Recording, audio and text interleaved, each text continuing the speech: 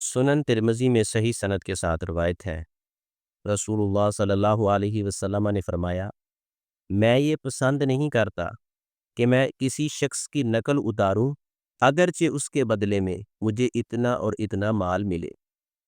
اس حدیث کا مفہوم یہ ہے، اخلاقی اور شرعی اعتبار سے کسی انسان کی نقل اتارنا جس میں اس کی انسلٹ ہو، بے عزتی، مذاق یا شرمندگی ہو، جائز اور حلال نہیں ہے، کیونکہ اس سے فتنہ فساد اور لڑائی جھگڑے جنم لیتے ہیں۔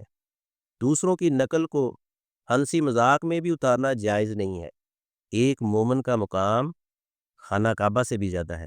قرآن مجید میں بھی ہے کہ کوئی قوم کسی قوم کا مذاق نہ اڑائے، ہو سکتا ہے کہ وہ ان سے بہتر ہو۔